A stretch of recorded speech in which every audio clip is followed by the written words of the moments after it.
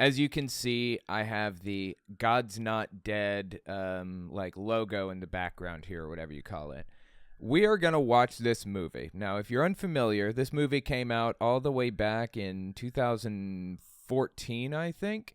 And it was blatant Christian propaganda. I mean, Christian extremist propaganda. It's crazy. Give you a basic synopsis. Kevin Sorbo is in this, Hercules. Back in the day, he played Hercules in the 90s. He plays an evil atheist professor, a college professor, who comes in and forces everybody in his classroom to sign a contract that says that they don't believe in God. And some Christian, as if this would ever happen, it's ridiculous. Some Christian says, I'm not going to do it. And then they try to give him an F or something like that. It's just crazy, dude. It's crazy. I'm going to watch this. I also intend to watch episode 2 or part 2 or something. It's got like God's Not Dead 2, God's Not Dead 3, I think is out there now. So I want to watch all of them in succession, but we're going to start with this one. Now, just for my YouTube channel watchers right now, we're not going to make it all the way through. I've purchased this legally, by the by. I just want to put this on record. I'm watching this on YouTube if you're curious. Just want to make sure everybody is clear this is 100% legal what I'm doing. Unpirated or whatever else. But if you don't get to finish this on YouTube like tonight, then follow me over to my Telltale Unfiltered YouTube channel tomorrow morning, 10:30 a.m., and I'll be watching the rest of it live there. If you miss that, then you can watch the entire thing edited down and cleaned up on my website, owenmorgan.com. Or just go to Telltale Unfiltered. I'll release all of the episodes of me doing this on my Unfiltered channel. And while we watch this, we are going to play some Pokemon Ultraviolet is what it's called. It's a ROM hack. It's basically Pokemon Fire Red, except I have all of the Pokemon. Like, they're all catchable. It's not just the Fire Red Pokemon. It's like every one of them. So, including legendaries and Pokemon from Gen 2 and 3, I believe, are also in this. But I'm just going for Gen 1 Pokemon. Just got to get this out right out of the gate. In fact, when I edit this, I'm going to put this at the front of the conversation. I have nothing against Christians, okay? Nothing. In fact, I want Christian viewers to come to my channel and watch and work with me and talk to me so that we can resolve the Christian nationalist extremist situation we find ourselves in right now. We cannot resolve this without the help of, Christians who aren't out of their heads like the people in this movie. I have nothing against Christians at all. Okay, well, I'll tell you what. Without further ado, why don't we play some Pokemon and watch God's Not Dead 1, shall we? I'm excited, actually.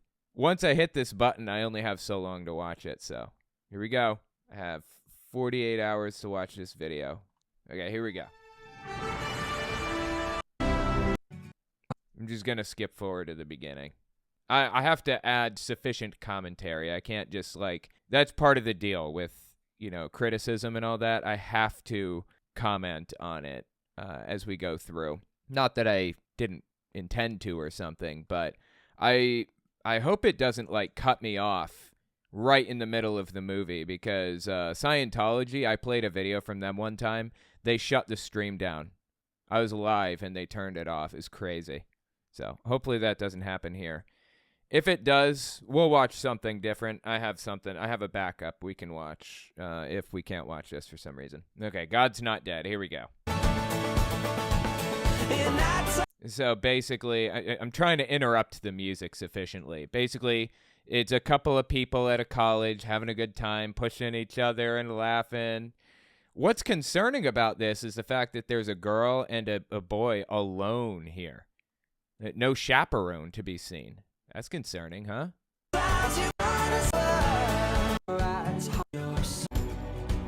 Okay, wait, what's this? When the timing is right. Why did they put this in there? Why did they put a Muslim and his wife? I think this is a niqab, is that right? It's not just a hijab. A hijab is a small veil that covers your head. This appears to be a niqab that covers the whole face. And then there's a burqa that, you know, has like the little thing you can't even see through. Why insert this? This is weird. Somehow you know when nobody stands. So I guess the point there was that the Muslims don't appear to be happy about their situation, but the Christians seem to be plenty happy, huh? Stand on your own. It's not Yeah, I'm trying to skip through the music. Like, this is irrelevant stuff here.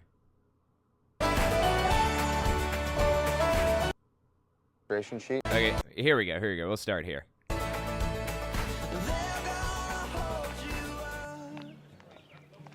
Name? Wheaton. Josh Wheaton. You got your pre-registration sheet? Yeah. And by the way, if I get pulled down, you guys are going to have to let me know. At me in the chat. At Owen Morgan. A whole bunch. If this stream is pulled down. Because I'm not even going to be paying attention. All core requirements are here. What is your humanities elective? So he's registering for college. I don't remember college registration being like this. Philosophy 150, Radisson 11, Monday, Wednesday, and Friday. Okay, they're looking. He's wearing a cross necklace, and this dude is gonna like zero in on it and trash him for it, right? 50, Radisson 11, Monday, Wednesday, and Friday. You might want to think about a different instructor. Gus? Let's just say you're wandering into the snake pit. I recommend Patel, or maybe Mueller. Like, literally nobody cares if you're Christian at a university. Come on. Come on, man, it can't be that bad. Think Roman Colosseum, lions, people cheering for your death. Yeah, but I'd have to rearrange my whole schedule. I don't think I can really... It's your funeral. Look, if there was a professor that was seriously harassing Christians at a university, they'd be fired for that. You know, it's not acceptable to harass people for any reason at a university, Christian or not. I'm just saying, this is a completely unrealistic situation. Last drop date is the 22nd. You might want to keep that in mind. You're done. Oh. Thanks. Yeah. Have a good semester. Okay, I definitely registered for college at one point, and I don't remember it working like this, but okay. Hi. Manye. What does PRC stand for? People's Republic of China. Oh. Seriously? Oh, yes. Always serious. Why is that? I don't understand. Why is this being singled out, too? This is really weird. Okay. Seriously, they're acting like, you know, the people on campus are all super Christian-centric, and it's super weird to find someone that's not a white Christian male or something like that. Like, what?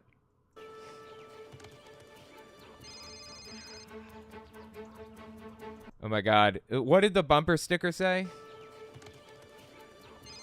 Meat is murder, I heart evolution, and American humanist. Okay. Awesome, dude. Okay. I love it, dude. These are bumper stickers I'd probably have. Although meat is murder. I'm not a vegan. I think less meat would be extremely beneficial to us, to society. But, yeah, I don't really do that. This is such a ridiculous movie. So this is the arch villain of the episode, I guess.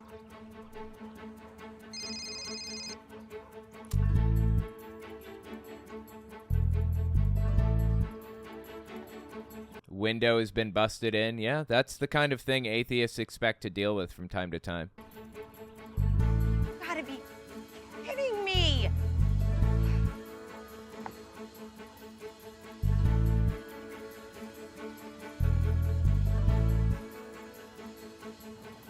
White and Wolf, how can I help you? Yes, please hold. White and Wolf? I will let him know you called. Thank you. Bye-bye. Buy as much Tochigi Heavy Industries as you can on margin. We've gotten wind of a merger, and the Japanese could care Okay, so I guess they're supposed to be like Wall Street high rollers or something, right? CEOs, big important people or whatever. less about insider trading. Oh, The Japanese could care less about insider trading, he says. Okay. You're gonna thank me for this one. I guarantee it. Dude, is that Dean Cain? Is that who that is? Wasn't he on Ripley's Believe It or Not? That TV show from like the 90s? I think that's Dean Cain. Oh my God. You're on with Mark. Hey, I need you to give me directions. You're kidding, right? Nope, somebody saw my GPS and my phone has decided that it is spinning propeller time. Can't do it. The Nikkei just opened and there's a massive sell-off going on. Oh, and by the way, I made reservations for us Friday at Le Rive Gauche. Wait, you'll take me to Le Rive Gauche, but you won't take the time to give me directions? What's in it for me? You're kidding, right? You're serious. Okay. Okay, so I assume that these are two villains of the story, right? This is kind of how these tropes work. I remember reading a book back in the day. It's called Ender's Game, right? It's a great book, honestly. It was written by a Mormon guy named Orson Scott Card. And the main character, Ender, the whole series was fantastic, honestly. Even its side series, Ender's Shadow, just fantastic series. Anyways, the main characters were atheist, famously. They started out atheist. But by the end of the book series, in both cases, Ender's Shadow and Ender's Game, both book series, the protagonists turned out to be Christian by the end of it. They believed it by the end. This is kind of a common trope in particularly Christian media, but any media at all, honestly. If you have an atheist protagonist, then it's used as a recovery story. It's like they start out that way, but by the end of it, it's a redeeming thing. Like they redeem themselves and become Christian. So the scumbags in this TV show, in this movie, are atheists, or vice versa. The atheists, the one with "Meat is Murder" on the back of her car, or "I Love Evolution," that woman is an atheist, and her boyfriend and the people that she affiliates with are scumbags. Hey, well, I'm on my way to an ambush interview of Duck Commander Willie Robertson. And I am going to crash that party and hold his feet to the fire. And yesterday's discrete web hits were over 32,000, which means I am on pace for over 1 million views this month. And my own advertisers. That's my girl. Not just another pretty face. So is she like a social media influencer or something? I don't remember this movie. I mean, I've seen it, but it's been years and years. For what it's worth, my main channel is on a down round right now. I'm getting a lot fewer views than usual, but typically my main channel gets 1.5 to 2 million views a month. For context, 400,000 subbies. My Fireside Chat channel and my Unfiltered channels each usually bring in 5 to 800,000 views per month, and then my Reads channel brings in around 100,000 views a month. Just to kind of add context to what she's talking about. She's on track to reach 1 million views in a month. So that'd be about my size, I guess.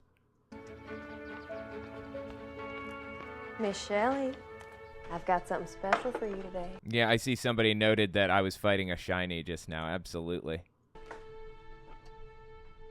I think you're gonna like it. My chicken. I don't know when was the last time I had chicken. That would be yesterday. For lunch and dinner. Oh, that's super sad. So I guess she has like dementia or something? That's hard, man. I feel for her. Are you serious? I don't think that she should have the same thing every... You think of anything else gonna make her that happy? Okay, I don't see what's wrong with eating something similar to what you ate the day before.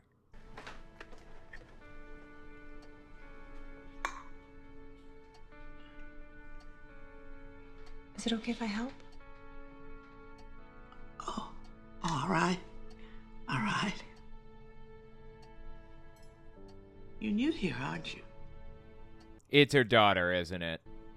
Seriously, like I said, I saw this movie, but it's been so many years, I barely remember it. It's me, Mom. Mina. There you go. It is her daughter. Your daughter? I'm sorry. I don't. It's okay. I know. It's a just an absolutely horrific thing to deal with. It is so hard. Now, I've never dealt with this myself, Alzheimer's or dementia or whatever, but I've been told that it's one of the roughest things that you can ever have to go through is taking care of somebody who's dealing with this, and it's just really, really sad. I don't see a ring. It's complicated. Are you kidding me? Did she just grab her daughter's hand and look at it and say, "You're not married, what's wrong with you?" Why did they put this in the movie? What was the point of that? Is the point they're making that a good person would be married? What's wrong with them? They get you emotionally invested in what's happening with this woman, and then they drop that on you. Jesus, dude. I mean, am I misinterpreting this? Look, now she's disappointed in her daughter. She has dementia. This woman's mom has dementia, right? And they portray the mom as being upset with her, thinking less of her because she's not married. Why portray that? What?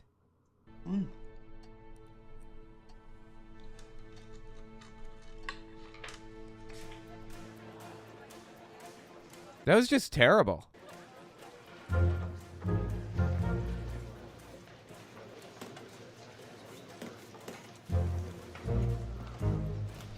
Okay, here's where we get to meet Kevin Sorbo, I think. I'm Professor Radisson.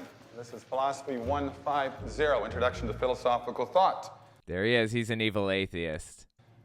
If either of those facts is news to you, then now would be your turn to leave.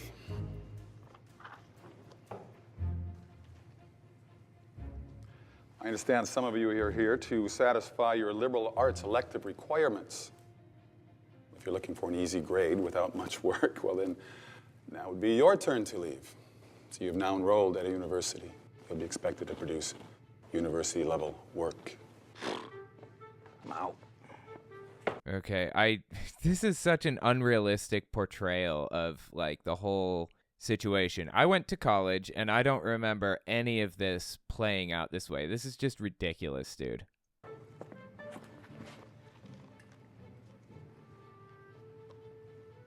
At this point, you can't just walk out of a class and quit and move on to a different class. You've committed now. And your schedule is set. Good luck finding a class that's worth anything from this point forward. All the good ones are already taken. I was one. Michel Foucault, Bertrand Russell, Ludwig Feuerbach, Bertolt Brecht, Friedrich Nietzsche, Ayn Rand, George Santayana, Democracy. I think it's Friedrich Nietzsche, but maybe I'm the mongrel mispronouncing it. I don't know. Maybe I've been mispronouncing it my whole life. Denis Diderot, David Hume, John Stuart Mill, Albert Camus, Richard Dawkins, Sigmund Freud, Noam Chomsky. Richard Dawkins on the list, and Noam Chomsky. Interesting. For what it's worth, I don't know if Noam Chomsky is an atheist. Is he listing atheists? But he's on the left at the very least, and for that reason, people to the right, Kevin Sorbo or the people on the far right, the ones that made this movie, do not like, Noam Chomsky or pretty much anybody on this list, I don't think. And the list goes on. Philosophers, poets, scientists, authors, towering intellects, all of them. But what do they all have in common? Yes. They're all dead. No, that's inaccurate. They're not. They weren't at the time, and they aren't now. Well, that would be incorrect. Mr. Dawkins and Mr. Chomsky are still very much alive. Mr. G-Dog, Gerard Trigger. Mr. G-Dog. Why put this in? What's the point? What are they trying to communicate here? This is propaganda. And as such, pretty much every scene produced is there for a reason. Every picture on the wall, every movement that these people make, every last bit of this is there very intentionally. Now, what point are they trying to make by putting a black kid in class who calls himself G-Dog Gerard Trigger? What does the far right have to gain by making a joke like that? Is it just because they like being scumbags? Is that what it is? I don't know. You tell me. Rock Trigger. G-Dog. Anyone else? No. They're all atheists, I assume, is what he's going to say. I don't even know if that's true, but, you know, I don't think it's true. But some of the people on the list are famous for being atheists, so.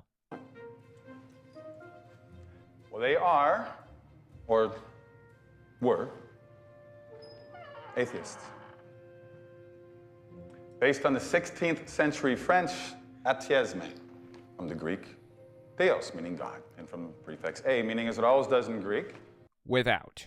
Without. In short, each of the thinkers I named took the strong position that there is no God, as opposed to the weak position of agnosticism. Gnostic from the Greek gnosos, to know, and again with the prefix a, meaning to not know, or more accurately, to doubt the existence of a supreme being.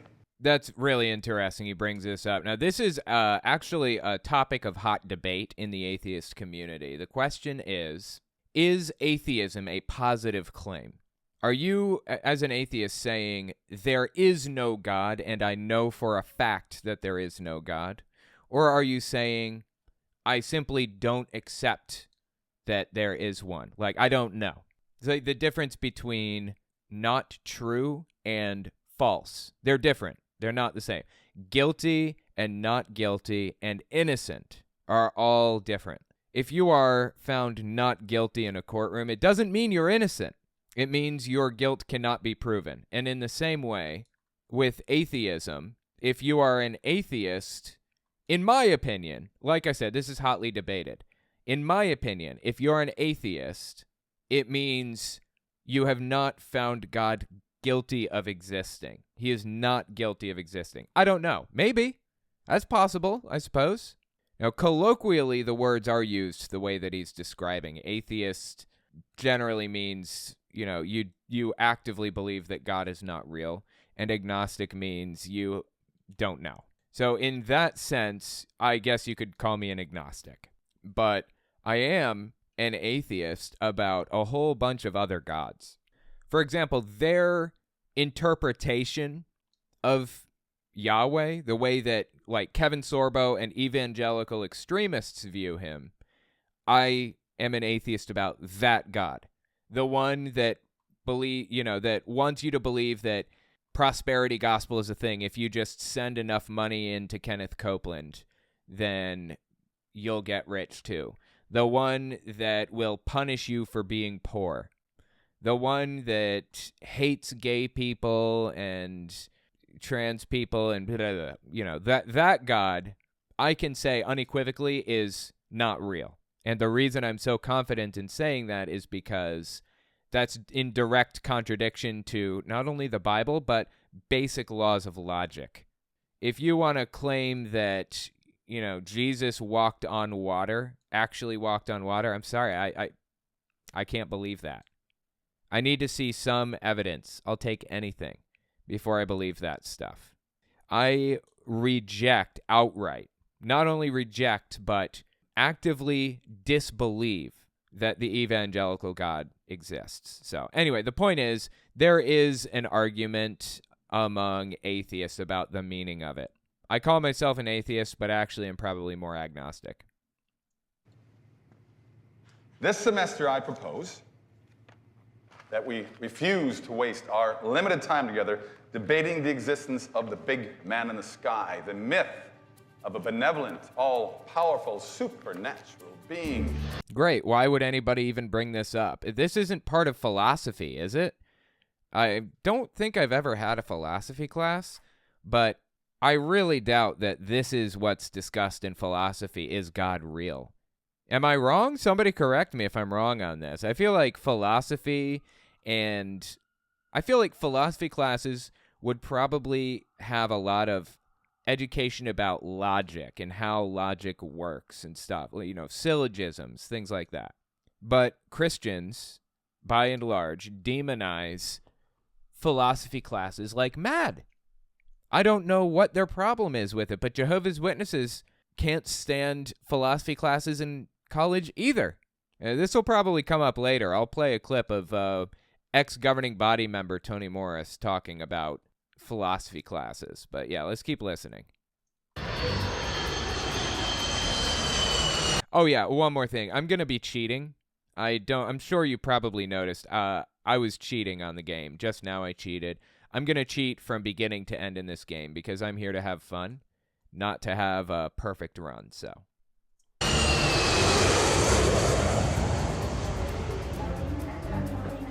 Hey, how was your flight?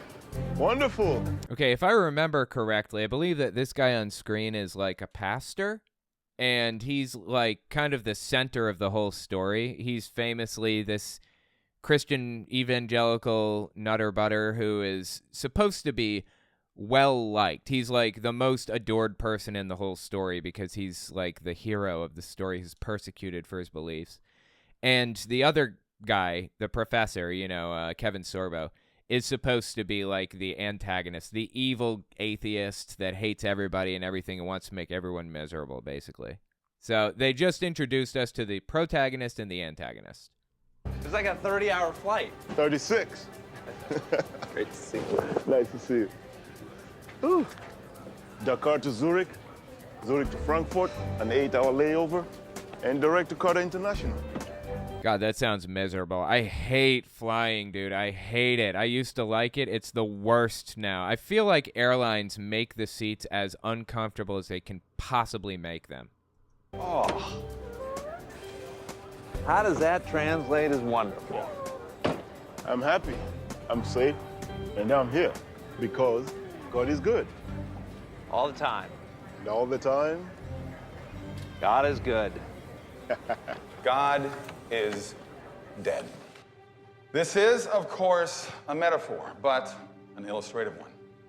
Meaning, not that God has somehow died, but rather that he never existed in the first place.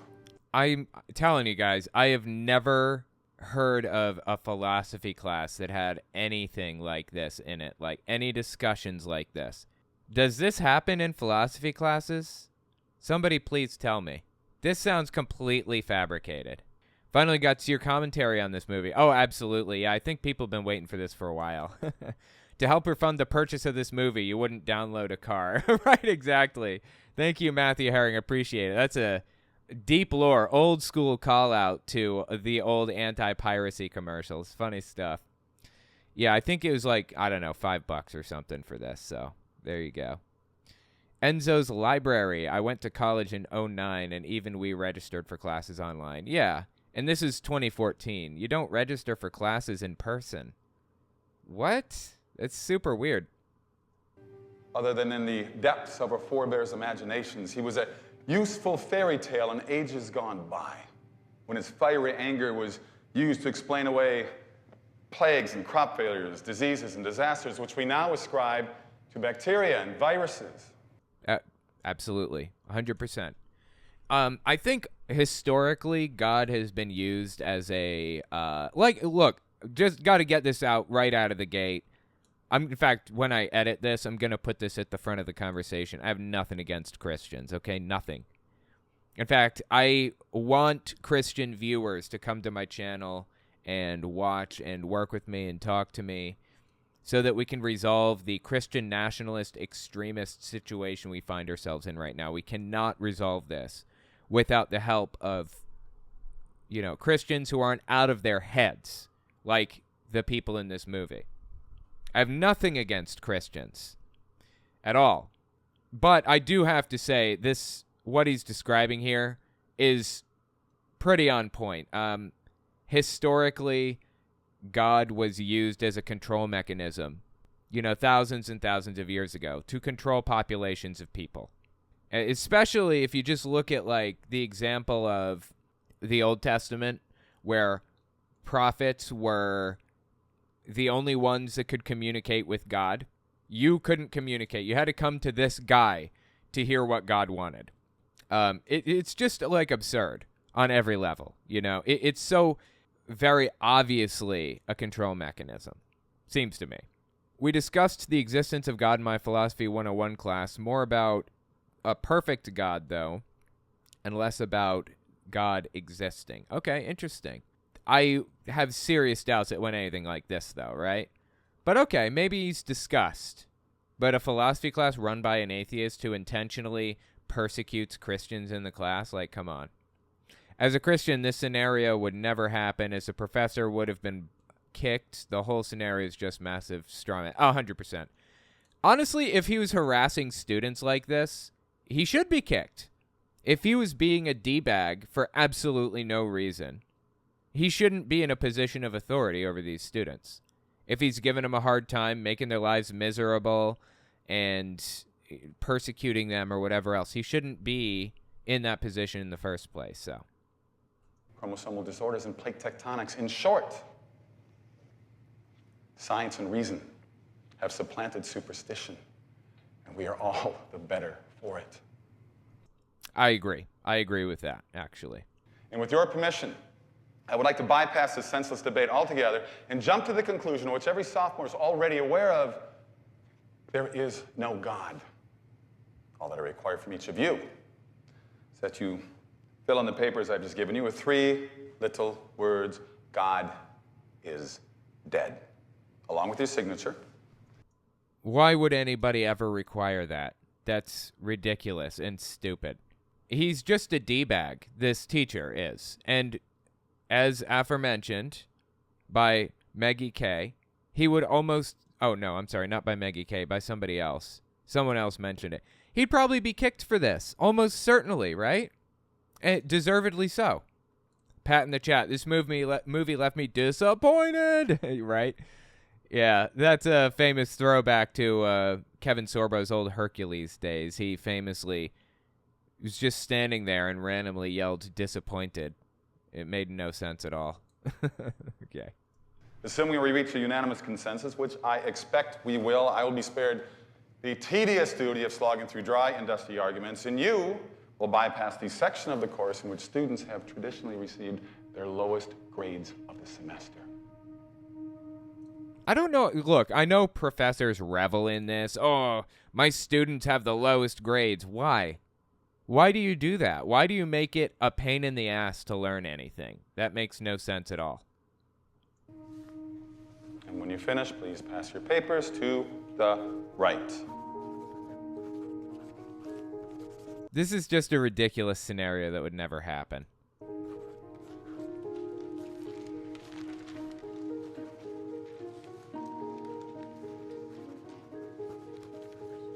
And if it did happen, the school would simply side with the student, and that would be the end of it. Boom, just like that. They have a persecution complex. They're obsessed with the idea that they're being mistreated at every turn, when it's not even happening. Thank you.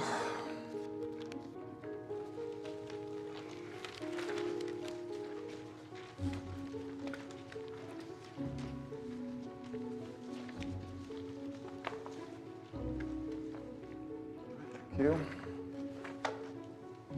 Oh, a lowercase g. Maybe this one ought to get extra credit. Thank you.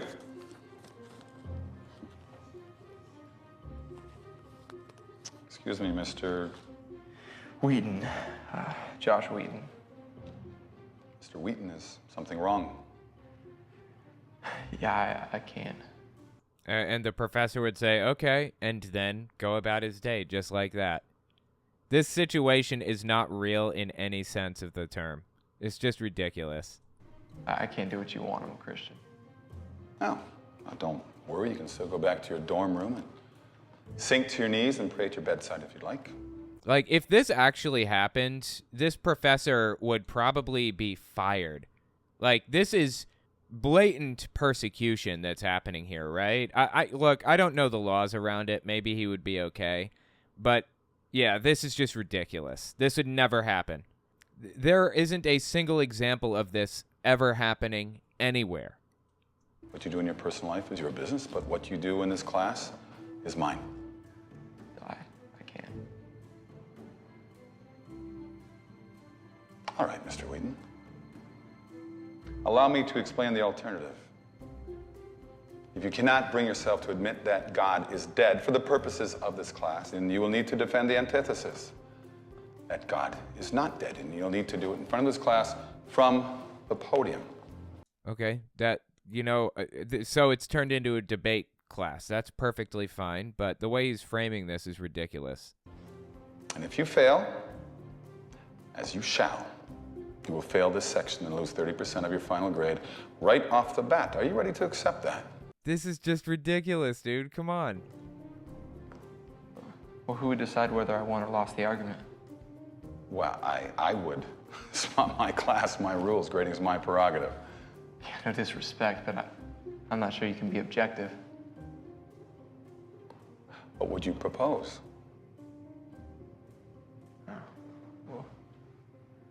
What about them? Well, that's interesting, but why would I want to empower them? Look, it shouldn't work like this. Debates are charisma contests, no more, no less. Now, if you have a debate class or a debate segment of philosophy class or something, that's fine, just to learn how it works and learn the tactics and things like that. But what they're proposing here is to have a debate that determines if God is real. What's going to happen is the people that are rating who won the debate are going to judge it based on what they already believed. Like I said, at best, they're charisma contests, and at worst, all people hear when they're listening to a debate is the person that holds their position that they already believe. They're not even listening to the other side. They're thinking of their own criticisms for the other side. Now, debates are super interesting, and I love listening to them. But I would never take part in one, I don't think. Like I said, I have nothing against debates. I just think they're a waste of time for me to do, So this wouldn't accomplish anything, and any philosophy professor should know that. Learning the tactics and strategies and all that is valuable for a philosophy class. This is ridiculous. We've already won them over. I mean, I'd have to unconvince them. Get them to admit they were wrong. Right, that's what I'm saying. That's just stupid. Although, Christianity, at least in 2014, it's still the vast majority of the U.S. right now. Like, almost every single person in the United States is a Christian, nearly. It's a heavily Christian country. So chances are he would still win the debate either way, because almost certainly everybody in this class already agrees with him.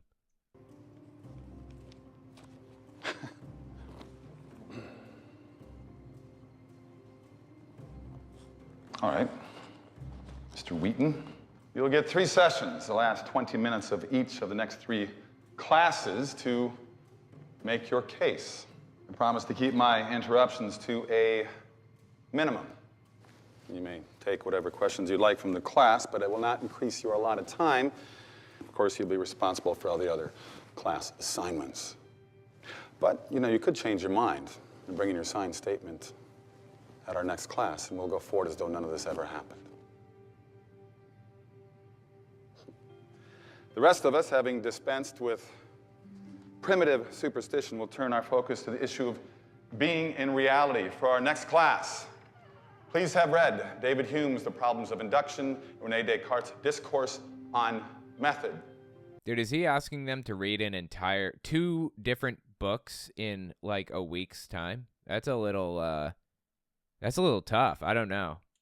I can't imagine that he would have them read 2 full books in a week, right? Maybe.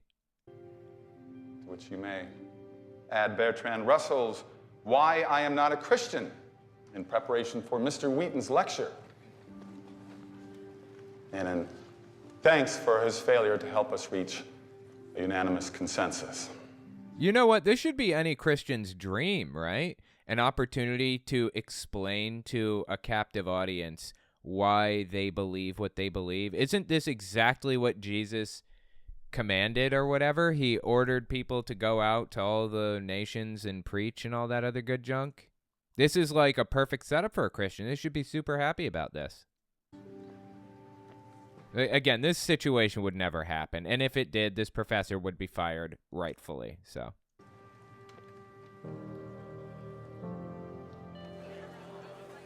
You know what really disgusts me about this situation? Look at the kid's face. The look on his face right now. These people, I'm talking people to the right, the far right. I mean, evangelicals, the people who produced and acted in this movie, and the millions and millions of Trumpist nutter butters out there.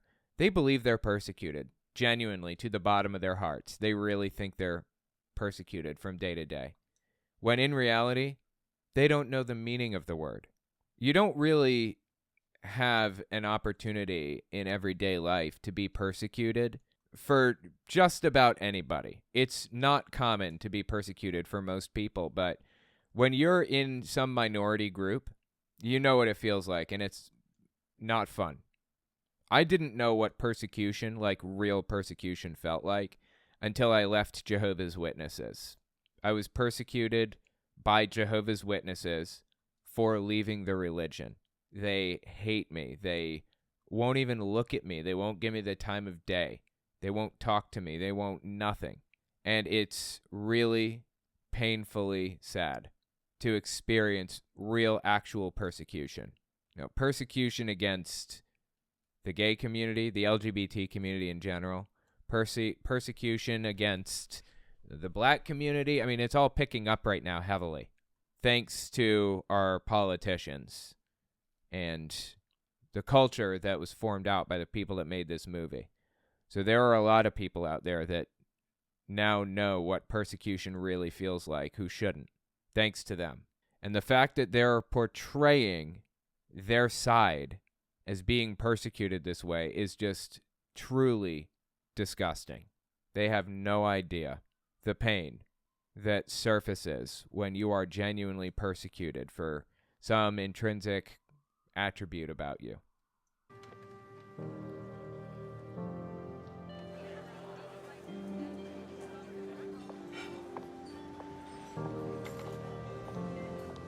You don't want to deny your faith. I get it. So the answer's simple. Drop the class. Okay, it's his girlfriend. No, he shouldn't. I mean, if this situation was real, he shouldn't drop the class. He should get the professor fired. Simple as that. And the school would definitely fire the professor for persecuting people. But this situation just doesn't happen this way. This is just fabricated nonsense. Yeah, but I'm not sure I can do that. I feel like God wants someone to defend him. Don't be ridiculous. Yeah, don't be ridiculous. Are you kidding me? God doesn't need your ass to defend him, okay? He's busy right now feeding African children and curing people of cancer. He doesn't care if you defend him or not. Trust me. I don't know. I just keep thinking of that C.S. Lewis line. Only a real risk tests the reality of belief. Oh my God. C.S. Lewis, if you're unfamiliar, wrote the book The Lion, the Witch, and the Wardrobe. I read that when I was younger. Turns out C.S. Lewis is like a giga-Christian nutter butter from like the 1930s or 40s, I think. And he wrote a whole bunch of ultra-religious books, and they worship him practically like one of their leaders. It's nuts. So you're going to risk our future over your yearbook quote? Josh, why am I here? Hello? Earth to Josh. Why am I salutatorian of our graduating class here at my third choice school? I'm sorry for having the next 50 years of our life planned out, but that's just who I am. I don't know, Kara. It's just... Josh, I love you. Oh, God, I thought her name was Karen at first. I guess it's Kara, K-A-R-A. Okay? She loves him. Years of our life planned out, but that's just who I am. I don't know, Kara. It's just... Josh, I love you, but I absolutely forbid you to go up against this professor in his own classroom. We have too much at stake. Oh, give me a break. Really? They're making such a big deal out of absolutely nothing. About something that isn't even real. That would have never happened in the first place. And now they're trying to portray him being persecuted by Even his own girlfriend. How terrible, huh? So mistreated, this guy. The whole thing's rigged to make you look like an idiot. And if you want to get into law school, you can't afford to flunk this class. Even a C could be disastrous. That's not true. Well, you know what? That may be true. I get my wife is in law school right now, and I think they really look at LSAT scores. At the time, they looked at LSAT scores heavily. So it's this test you have to take before you get into law school. It's the law SAT, basically, is what it stands for. And I think most law schools base your, which schools you get into off of that. Now, I think they're moving away from that now, but at the time, it wasn't really grades-based. Yeah, maybe GPA-based, and a single C won't drag it down that much. Come on.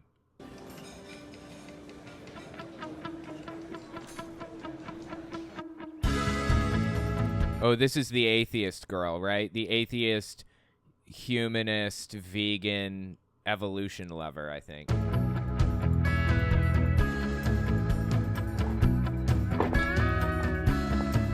Why do you wear those heels? What's wrong with them? You're too tall. You're taller than me. You're big enough to handle it. I'm just saying, I don't want to be the short guy at the prom. Okay, so worship center. I guess they're walking into a church. And I think that they're trying to portray these people as dressing trashy. Is that the point they're getting at? Again, this is propaganda, and as such, every frame in this movie is here for a very specific reason. Everything is portrayed for a reason. Mr. Robertson. Hi, or should I call you Willie? You can call me Willie. Amy Ryan. I vlog The New Left. Can I ask you a few questions? Yeah, sure. Fire away. This is my wife, Corey. Hi. I know. I'm actually surprised to see you here. I thought you'd be home, barefoot and pregnant. I don't understand. I haven't been barefoot and pregnant in a really long time. I did kind of miss those days, huh? Yeah. You want to start again? We can try. No. You've made a fortune selling. Okay, this is weird. I don't understand the context, but again, it's here for a reason. I just haven't figured it out yet. Devices that are designed to lure waterfowl to their deaths. I guess when you say you, you're referring to the whole group of my family, which would be y'all. You can just change it to Oh, this is the Duck Dynasty guy, isn't it? Oh, these people are unhinged from reality, dude. Oh, I totally forgot about this. Duck Dynasty, yeah. Okay, listen again. Lure waterfowl to their deaths. You invented a device to lure waterfowl to their deaths. They just invented a new kind of duck whistle, I think, is all. Just absurd, dude. Oh, my God. And, of course, she's being portrayed as like a scumbag, evil, atheist, vegan, humanist that is twisting the truth around to just hurt these innocent people. I guess when you say you, you're referring to the whole group of my family, which would be y'all. You can just change it to y'all. That'd be an easier expression. That way it'll get everybody in there. So that's fascinating. And here they're doing a subtle call out to who they believe to be the voter base of the Republican Party. Traditional people that, that adhere to like traditional values.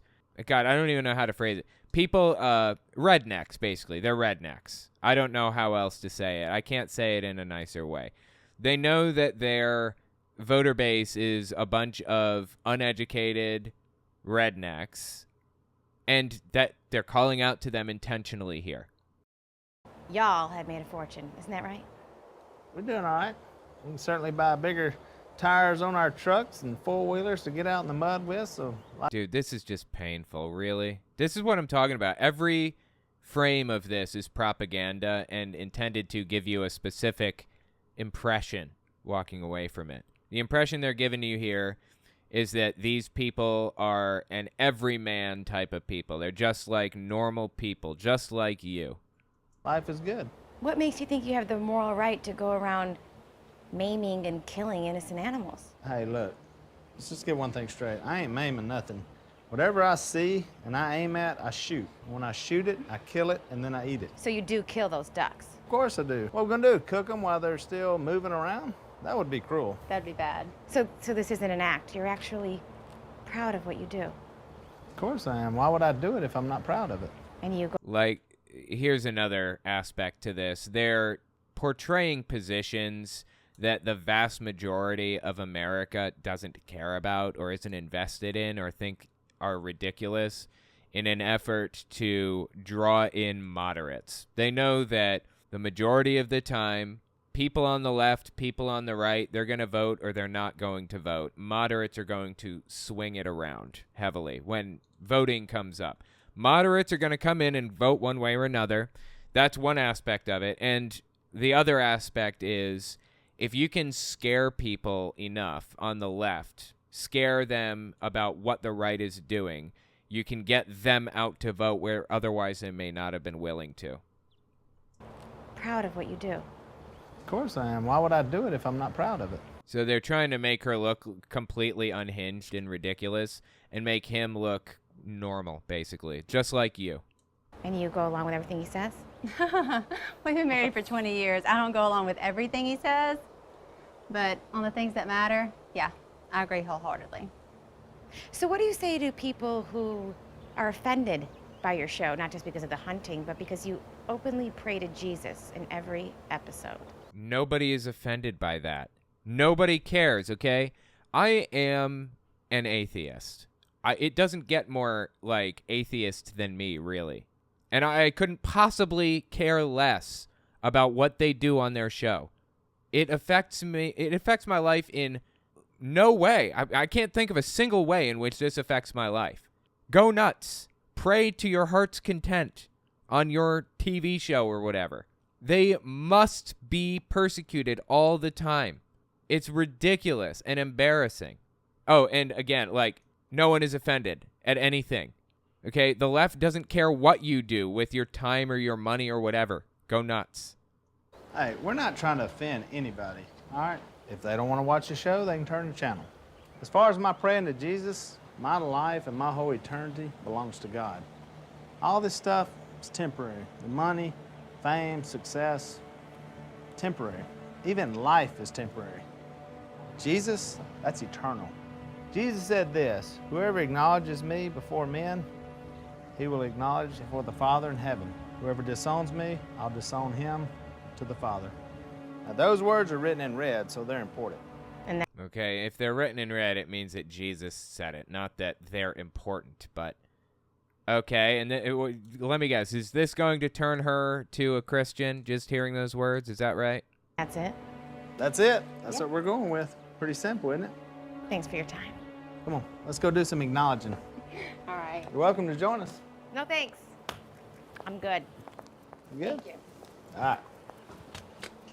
Who was that lady? Okay, that was cringy and terrible.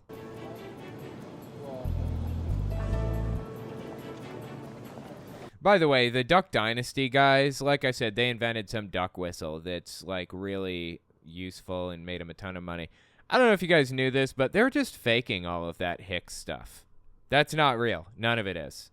Here you go. This is a picture of the Duck Dynasty guys, I believe. This is them. This is the Duck Dynasty guys now, as they are portrayed on the show. Phil Robertson on the left here is a total nutter butter. There's a specific picture of them in, like, polo shirts and stuff I was looking for. You know, I can't find the picture of them in their polo shirts. Let me see. Polo shirts. Oh, my God. No, I didn't want to see this. Oh, my God. I shouldn't have typed this. Oh, my God, dude.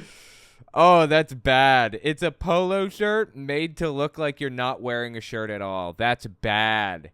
Oh, my God. Okay, I regret everything. This is terrible.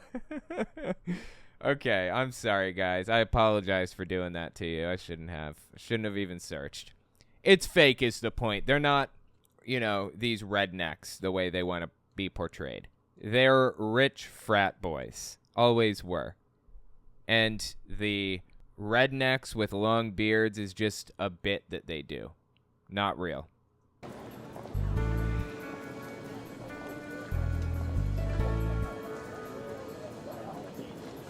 Okay, so here's the Muslim woman who was riding with her husband and very clearly didn't want to wear a hijab. So she puts the hijab on when he comes and picks her up. I see. Fair enough. That's fair. But isn't it fascinating here how they're portraying the Christians as like being more devout is a good thing, and as Muslims being less devout is a good thing? See how they're kind of building this up? That's part of the propaganda. For what it's worth, I agree. Being less devout as a Muslim is good. You shouldn't be wearing hijabs and stuff, in my opinion, but okay.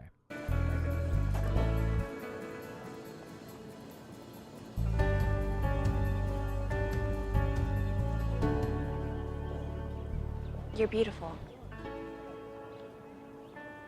I wish you didn't have to do that. Somebody got to write a fan fiction about these two people getting together and getting married as a gay couple. I would read that fan fiction. It's from my father. He's very traditional. Oh, father, not husband. Okay.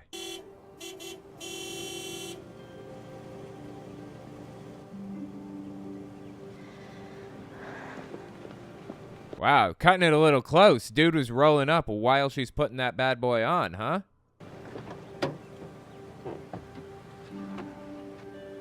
So somebody mentioned Jigglypuff has an item. Let's just check what it is. Oron berry. I don't know what that is, but it's not really useful. Salam, Doctora. Who were you talking to? No one.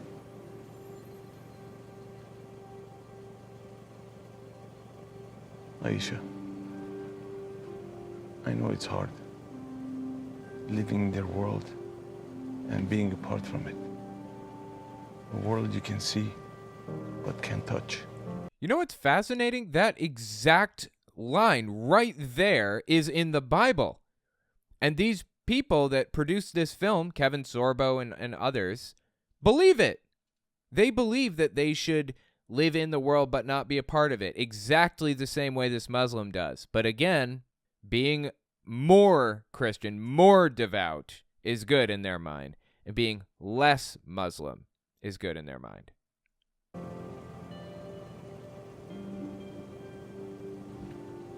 I know they seem happy, but know that when you look around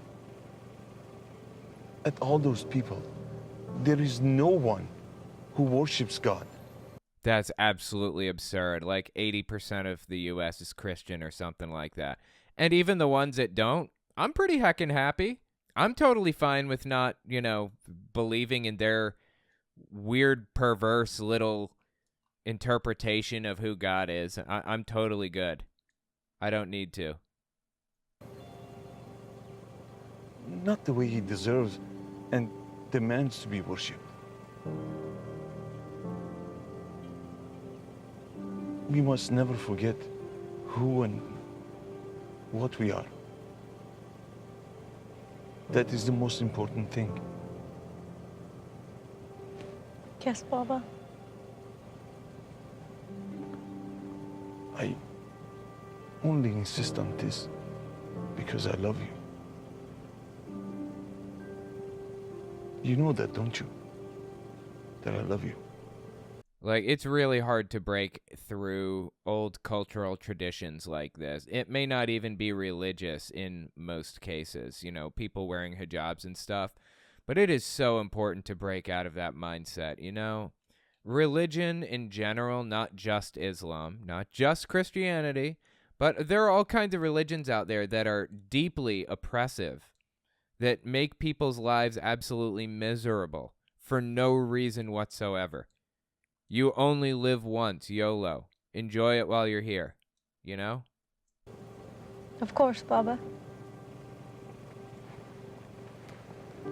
Like, do you really want to live your entire life in a hijab, never letting your face, feel the sunlight on it or whatever, never walking around and just being normal? It's just really sad, man. And Muslims are not the only one that suffer from this stuff. Christians have limitations, heavy ones, on the things that they're allowed to say, do, and think, too.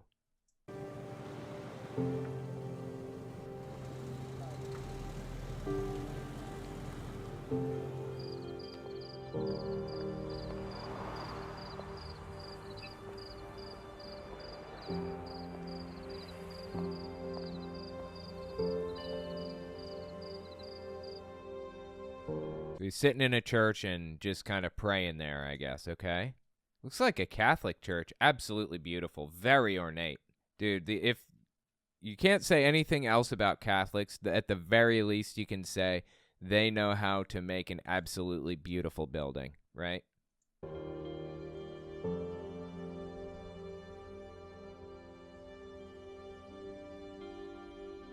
I doubt that's Catholic, actually. Evangelicals and Catholics traditionally have a war between them. It's probably some very specific denomination of Protestantism, and honestly, probably a form of Pentecostalism.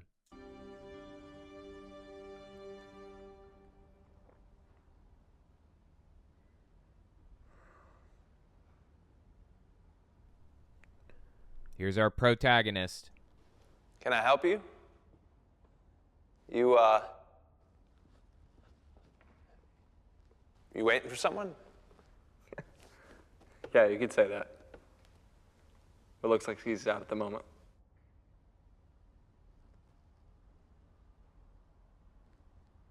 Well, maybe that's why he sent me.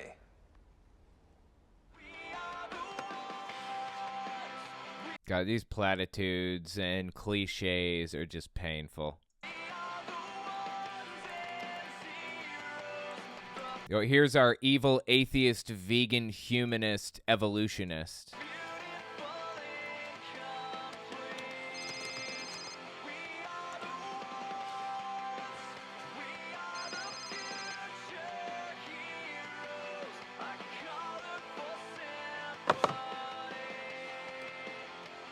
All right, well, I'll tell you what. This is about where I'm going to have to bring it to an end, although I'm super into this right now.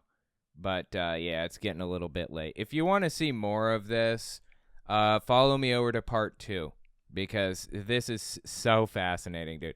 Matter of fact, I should seriously watch God's Not Dead 2 and 3 on stream also.